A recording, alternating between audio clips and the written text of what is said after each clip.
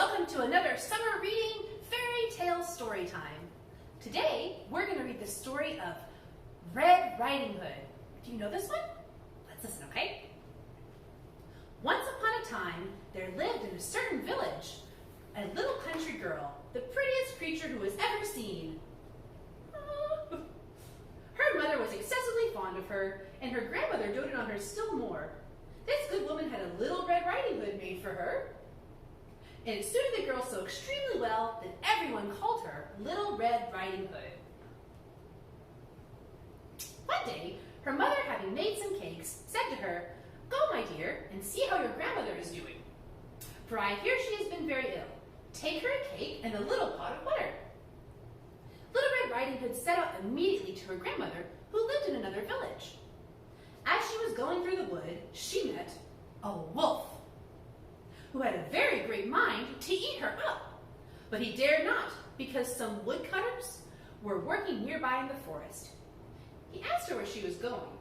The poor child, who did not know it was dangerous to stay and talk to a wolf, said to him, "I am going to see my grandmother and carry her a cake with a little pot of butter from my mother." "Does she live far off?" said the wolf. "Oh, I say," answered Little Red Riding Hood, "it is beyond that mill you see there, at the first house in the village."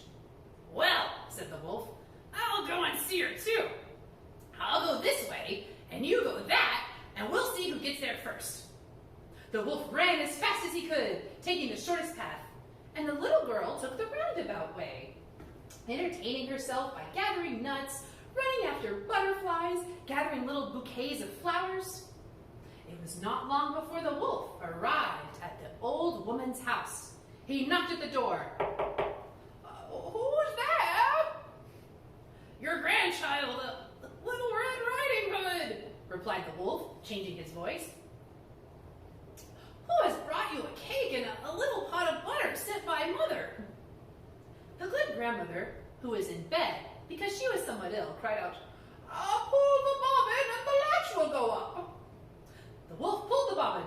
The door opened, and he immediately fell upon the good woman and ate her up in a moment, for it had been more than 3 days since he had eaten. He then shut the door, got into the grandmother's bed, expecting Little Riding Hood, who came soon afterwards. Little Red Riding Hood knocked. "Who's there?" said the wolf. Little Red Riding Hood, hearing the big voice of the wolf, was at first afraid, but believing her grandmother had a cold and was hoarse, answered, "It is your grandchild, Little Red Riding Hood, who has brought you a cake and a little pot of butter that mother sent you." The wolf cried out to her, softening his voice as much as he could, "Pull up the bobbin and the latch will open." Little Red Riding Hood pulled the bobbin and the door opened. The wolf, seeing her come in, said to her, "Put the little cake and pot of butter on the stool and come get into bed with me." Little Red Riding Hood got into bed. She was greatly amazed to see her grandmother look in her nightclothes and said, "Grandmother, what big arms you have." "All the better to hug you with, my dear." "Grandmother, what big legs you have." "All the better to run with, my child." "Grandmother, what big ears you have." "All the better to hear with, my child."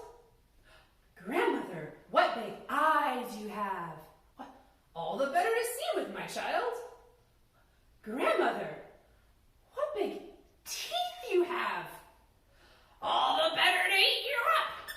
After saying these words, the wicked wolf fell upon Little Red Riding Hood and ate her all up.